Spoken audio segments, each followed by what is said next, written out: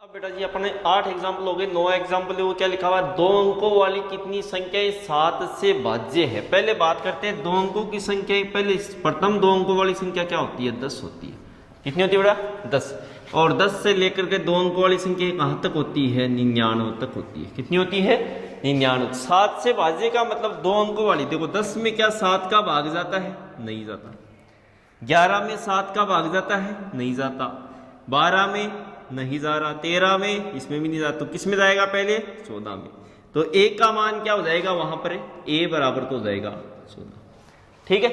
अंतिम देखो 99 में 7 का भाग देंगे अपन, तो 7 एकम में 7, 29 हो गए, 700 के 28, 700 के 28 और एक रह गया 1/7। तो 99 में भाग नहीं गया।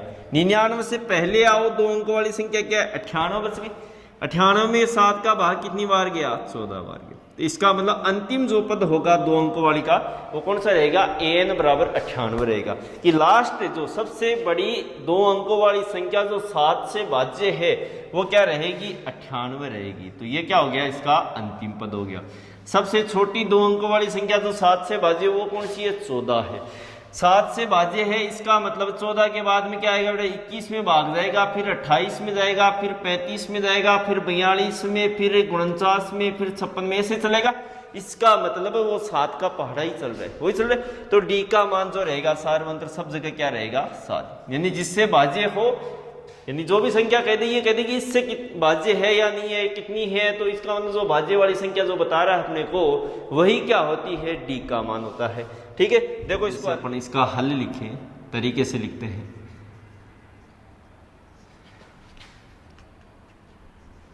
हम जानते हैं कि,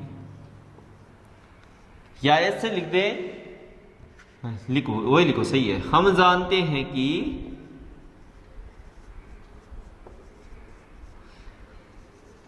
2 अंकों वाली संख्या, 2 अंकों वाली सबसे छोटी संख्या, सबसे छोटी संख्या 14 है। किससे भाज्य है, 7 से भाज्य। अतः है a बराबर है 14। ठीक है। वह इसी प्रकार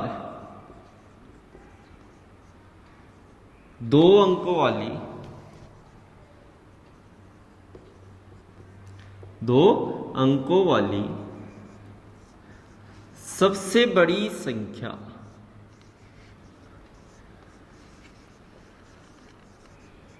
98 7 से भाज्य है, 7 से भाज्य। an बराबर क्या हो जाएगा, 98 हो जाएगा, सही। तथा d बराबर है 7। यही है। अब 98 निकालना अपने को, कि इसके लिए यानी अंतिम पद हो गया। अंतिम पद है तो यानी कि जो लास्ट पद रहेगा कौन सा पद है, वो n का मान ज्ञात कर लें तो अपने पास में क्या आ जाएगी, कितनी संख्या 7 से भाज्य, वो टोटल आ जाएंगे। तो यहां से क्या कहेंगे अपने कि an बराबर फॉर्मूला होता है a प्लस n माइनस 1 गुणा d। लिख दो कि हम जानते हैं कि इस प्रकार an कितना है बेटा, ये 98 बराबर a का मान कितना है, अभी निकाला अपने 14, प्लस n का मान ज्ञात करना है, d का मान 7 है। 98 बराबर 14 प्लस 7 का गुणा n माइनस 1 से क्या 7n माइनस 7 हो जाएगा, सही है। 7n, मैं इसको लिख लेता हूं पहले, ठीक है। बराबर इधर क्या लिखा हुआ पहले 98, 14 में से 7 घटाओगे 7, 7 उधर जाके किसका हो जाएगा, माइनस का हो जाएगा। कितना आ गया बेटा जी, 91 आ गया। ठीक है। n के गुणा में कितना आया, 7, तो 91 किस में आ जाएगा, भाग में। n बराबर कितना आ जाएगा, 13। तो कितने पदों में बेटा जी, 13 संख्याएं ऐसी होंगी। कितनी संख्या होंगी, 13 संख्याएं 7 से भाज्य है। कितनी संख्या, 13 संख्याएं 7 से भाज्य। चेक करते हैं अपन कैसे। 14 के बाद में क्या आएगा, 21, 21 के बाद में 28, फिर 35 आएगा, फिर 42 आएगा, फिर 49 आएगा, फिर 56 आएगा, फिर 63 आएगा, सॉरी, फिर 70 आएगा, फिर 77 आएगा, फिर 84 आ जाएगा, उसके बाद में 91, फिर 98। गिनो 1 2 3 4 5 6 7 8 9 10 11 12 13। तो ये आपका आंसर क्या है, सही है। ठीक है, इस प्रकार 9 एग्जाम्पल अपने को कंप्लीट करना है। 9 हो गए। 10वां पढ़ो, समांतर श्रेणी 3 8 13 253 इसका अंतिम पद है कि अंतिम पद से 20वां पद ज्ञात कीजिए। अंतिम पद से 20वां पद, अंतिम से बेटा जी हमेशा पीछे की ओर आएगा। ठीक है, अंतिम पद से, ऐसा नहीं है पहले इसका अपन ये कहें अंतिम पद से आप आगे की तरफ निकालो। कहां निकालना बेटा जी अपने को, पीछे की तरफ, यानी 253 से पीछे की तरफ कौन सा पद निकालना अपने को, 20वां पद निकालना। सारी बात से पहले 253 कौन सा पद है वो पता कर लेते हैं, बाकी इसकी अपने को जरूरत नहीं है। क्यों, क्योंकि इसका सीधा फॉर्मूला होता है, देखो एग्जाम्पल नंबर 10 है, सही है। समांतर श्रेणी अपने को दी हुई है, क्या दे रखी है, मैं सीधा लिख रहा हूं बेटा जी एपी, क्या लिखी हुई है, एपी अरिथमेटिक प्रोग्रेशन 3 8 13 253। जहां पर ए बराबर तो है 3, डी बराबर है 8 में से 3 घटाओ, कितने बच गए बेटा जी 5, ए एन बराबर है 253। ए एन का मतलब होता है ये क्या है बेटा जी, लास्ट, यानी कि एनवां पद या अंतिम पद है। तो लास्ट अपने पास में क्या आ गई, टर्म्स आ गई। अब क्या कहेंगे अपन यहां से कि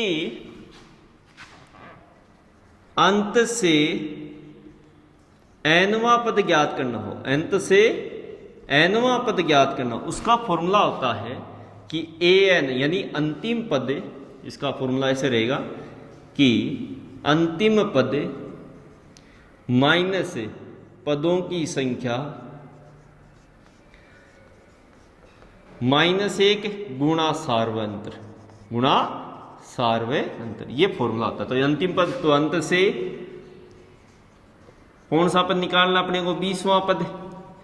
फॉर्मूला क्या रहेगा, अंतिम पद का मतलब A N minus N minus 1 गुणा डी। ठीक है, ए एन लिख दो या इसको दूसरा लिख सकते हो L minus N minus 1 into D, L भी लिख सकते हो। ठीक है, ये इसका क्या रहता है फॉर्मूला। अंत से एनवां पद ज्ञात करना हो, क्या फॉर्मूला रहेगा, L minus N minus 1 into D, यानी अंतिम पद माइनस पदों की संख्या गुणा सार्वय अंतर। इस प्रकार अपने को ये निकालना। तो अपने पास मान है वो लिख दो सारे, क्या है 253, तो एक लिखा हुआ है, क्यों, अंतिम पद क्या है 253, माइनस एन का मान 20वां पद ज्ञात करना, तो 20 माइनस 1 सार्वंतर कितना है 5 है, लिख दिया। 253 माइनस से 20 में से 1 घटाओगे 19 का गुणा किससे होगा, 5 से। 253 माइनस 19 का 5 से गुणा कितना होता है बेटा जी, 19 का 5 से गुणा होता है 95। सही है, चलो जी अब घटाओ, 253 में से 95 घटाओ, कितने बच गए, 13 में से 5 गए तो 8 बच गए। ठीक है, 25 में से 10 से 15 बच गए। आ रही है बात समझ। इस प्रकार अपने को ये क्वेश्चन करना है। तो कौन सा पद आएगा बेटा, 20 अंत से 20वां पद, यानी पीछे की तरफ बाईं ओर कितना, कौन सा पद आएगा, 158 आएगा। तो इसका आंसर क्या देगा, 158। अब बेटा जी 11 उदाहरण, 10 से 250 के बीच में 4 के कितने गुणज हैं। तो 10 के जस्ट बाद में देख लो, वो तो प्रथम पद हो जाएगा। 250 में अगर जा रहा है 4 को तो ठीक है, नहीं 249 में देख करके देख लो, 248 पीछे देख लो, वो अंतिम पद हो जाएगा। इसी क्वेश्चन की तरह इसको करना है। ठीक है, तो क्या होगा कि 10 से बाद में कौन सा आता है बेटा जी, ए बराबर तो क्या जाएगा 12 में तो जाता है, 10 में नहीं जाता, कि 11 में भी नहीं जाता, किस में आता है 12 में। तो प्रथम पद तो क्या हो जाएगा 12, अंतिम पद ए एन बराबर है 250 में देखो, देखिए 4 का भाग देकर के देखो नहीं जाएगा, तो किस में जाएगा बेटा जी 248 में जाएगा। किस में जाएगा 248 में। चेक कर लोगे ना, सेम वैसे ही क्वेश्चन है। यहाँ क्या पूछा, 2 अंकों वाली कितनी संख्या 7 से भाज्य। अब ये कह रहा है 10 से 250 के बीच में 4 से भाज्य या 4 के गुणज बात एक ही है, कितनी संख्याएं हैं वो अपने निकालनी है। डी का मान क्या रहेगा बेटा जी अपने पास में, डी का मान जो रहेगा वो 4 ही रहेगा। क्यों, गुणज किसका है 4 का, 7 का पूछे तो डी का मान क्या हो जाएगा 7 का। ठीक है, ए एन बराबर क्या दे रखा है 248 दे रखा है, ए प्लस एन माइनस 1 गुणा डी, ए एन का मान होता है 248 आ गया। ए का मान कितना है 12 प्लस एन माइनस 1 गुणा डी का मान कितना है 4 बराबर 248 लिख दिया। फिर 12 प्लस 4 का गुणा इनसे 4 एन माइनस 4 का 1 से 4 248, 4 एन ऐसा कैसे लिख लिया 248 12 में से 4 घटाओगे कितने बच गए बेटे 8। 8 इधर आके किसका हो जाएगा माइनस, क्यों वहां प्लस का 8 है, इधर आके माइनस का। 4n बराबर 240, n बराबर आ जाएगा 240/4, n का मान आ जाएगा 60। तो कौन कितने गुणज होंगे बेटा जी, 10 से 250 के बीच में 4 के 60 गुणज होंगे। कितनी है वो संख्या, कितनी है 60 संख्याओं में 4 से क्या होगा भाग जाएगा, या 4 से क्या है वो भाज्य। 60 संख्या ऐसी है जो 4 से क्या है भाज्य, किसके मध्य 10 से 250 के मध्य। ठीक है, अब देखो अंतिम एग्जाम्पल दिया हुआ, 3 संख्याएं समांतर श्रेणी में है, यदि उनका योग -3 है तथा गुणनफल 8 हो तो संख्याएं ज्ञात कीजिए। अब तीनों संख्याएं अपने को नहीं पता कौन सी है, तो ऐसा नहीं है कि आप उसको चाहे अक्स वाई जेड ऐसे मान लो, या फिर A plus D A plus 2d ऐसे मान लो, ये नहीं मानना है। ठीक है, इसके लिए मैं शॉर्ट ट्रिक बताता हूँ, छोटी सी है कि कैसे किस प्रकार से। देखो बेटा जी, अगर एक संख्या अपने को नहीं दी हुई, एक क्या है, एक विषम संख्या है। क्या है, एक विषम संख्या है। एक के लिए तो हमेशा क्या होगा, ए ही होगा, कि वो एक संख्या कोई अज्ञात है, एक ही संख्या है वो अज्ञात है, तब तो ए। दो संख्या हो तो वो क्या है, सम संख्या है। दो क्या है के लिए में, देखो 2 नंबर क्या है कि सम है। सम के लिए क्या मानोगे हमेशा, a माइनस डी और a प्लस डी। दो संख्या अपने उधर की दो संख्याएं समांतर श्रेणी में है, तब क्या कहोगे कि वो कौन सी है, a माइनस डी और a प्लस डी। अब एक छोटी सी बात है, एक या दो संख्याएं तो समांतर श्रेणी में नहीं हो सकती। अकेली संख्या कोई समांतर श्रेणी होती है, नहीं होती है। दो संख्याएं भी समांतर में नहीं है, क्यों, क्योंकि अब मान लो जैसे मैं लिख दिया 4 और 5, यहाँ डिफरेंस क्या है बेटा 1। जैसे लिख दिया 5 और 8, यहाँ डिफरेंस कितना है 3, तो ये तो अपने आप ही समांतर हो गए। समांतर श्रेणी का पता तब लगेगा जब 2 से अधिक संख्या यानी कि 3 से स्टार्ट हो, 3 4 5 6 संख्याएं हो, तीन संख्याएं हो, 4 हो, 5 हो, ऐसी संख्याएं हो जो आगे बढ़ रही हो, तब पता लगेगा। क्यों, क्योंकि जैसे अब यहाँ 11 आ जाए, क्या आ जाए 11, तब अपन चेक कर सकते हैं कितना आ रहा है, 3 आ रहा है। तब ये क्या है कि समांतर श्रेणी, 3 संख्याएं हैं ये समांतर। क्या पता लगा कब, क्योंकि दो संख्याओं के मध्य जो अंतर था वो आगे वाली दो संख्याओं के मध्य का अंतर दोनों जगह क्या है, बराबर है। इसलिए अपने को क्या है, अज्ञात आपको जो संख्याएं दी होंगी वो क्या रहेंगी, हमेशा से क्या रहेगी, 3 संख्याएं, 4 संख्याएं, 5 संख्याएं, वो किसमें हो सकती है, समांतर श्रेणी में हो सकती है। तो 3 अज्ञात संख्याएं हो तब क्या मानना अपने को हमेशा, एक तो एक मान लेना a माइनस 2d और इधर मानना a प्लस 2d। ठीक है, ये 3 संख्याएं जब हो अज्ञात हो तब अपने को मानना है। ठीक, अगर आप 2d नहीं लो, आप कहो सर मैं तो सीधा सिंपल सा ऐसे कह दूं कि a माइनस डी a और a प्लस डी मानो, तब क्यों दिक्कत, बिल्कुल नहीं है। जैसे मैंने ये लिख दिया 4, d का मान मान लो 1 है, तो यहाँ 3 और ये 5 आ रही हो, तब भी कोई दिक्कत। क्यों, क्योंकि a से पहला पद क्या होगा कि a में से सारवंतर घटा दो, वो पीछे की तरफ, a में सारवंतर जोड़ते तब दाहिनी ओर का पद आता है, और पद में अपने यानी a में क्या करें, सारवंतर घटाएं, तब क्या आता है, बाईं ओर का पद आता है उसी के। तो 3 संख्या है तो क्या मान लेना कि पहली संख्या a माइनस डी है, दूसरी a है, तीसरी क्या है, a प्लस डी। अगर संख्या क्या दी हुई हो बेटा जी, 4 दी हुई हो, तब क्या मानना है, a माइनस डी और a प्लस डी ऐसे मानना, और a माइनस 3d और a प्लस 3d। अरे बात सुन, इस प्रकार 4। अगर 5 दी हुई हो तो a तो रहेगा ही रहेगा, ठीक है, और a minus D, a plus D, इधर ले लेना a minus 2d, a plus. अरे बस ये 5 है। आपको अगर क्या दे दे, 6 भी दे सकता है, 7 संख्याएं भी अज्ञात हो, लेकिन आपके मोस्टली क्या रहेंगे, सिर्फ और सिर्फ क्वेश्चन कितने वनडे आपके कि 3 संख्याएं समांतर श्रेणी में या 4 संख्याएं समांतर श्रेणी में है।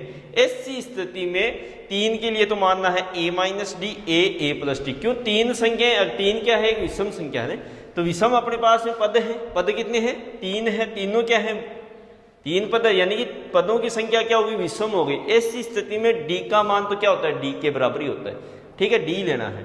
और 4 पद हो गए, जैसे मैं मान लू अक्स y z और ये कह दिया w अक्स, ऐसे लिख दिया। ये 4 पदों की संख्या 4, चारों क्या होगी, 4 क्या होगी, सम संख्या।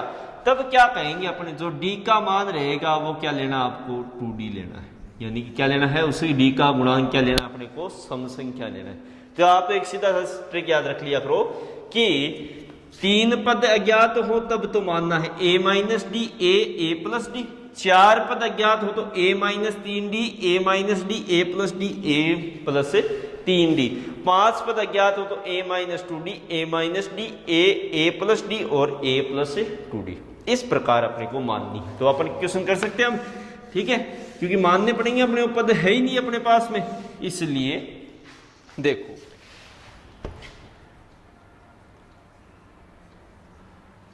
एग्जाम्पल नंबर 12, माना कि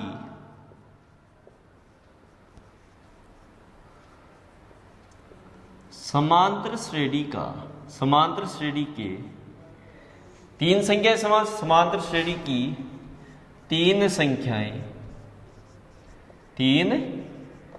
संख्याएं क्रमशः है क्या रहेंगे बेटा जी, a माइनस डी a और a प्लस डी। आ रही है बात में, ठीक है।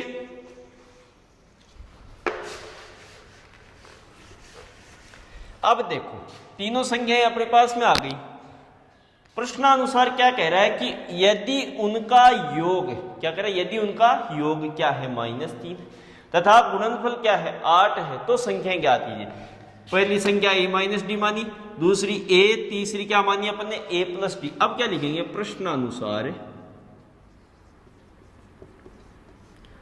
प्रश्नानुसार क्या कहा है, तीनों संख्याओं का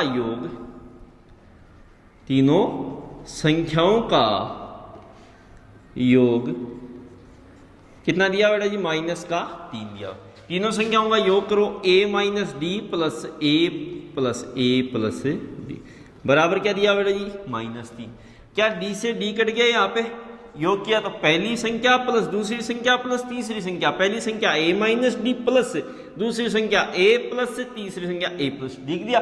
a प्लस a कितने हो गए, 3a बराबर क्या है -3, a बराबर क्या आ जाएगा -3 बटे में क्या आ जाएगा 3, a बराबर आ गया -1 आ गया। आ रही है बस।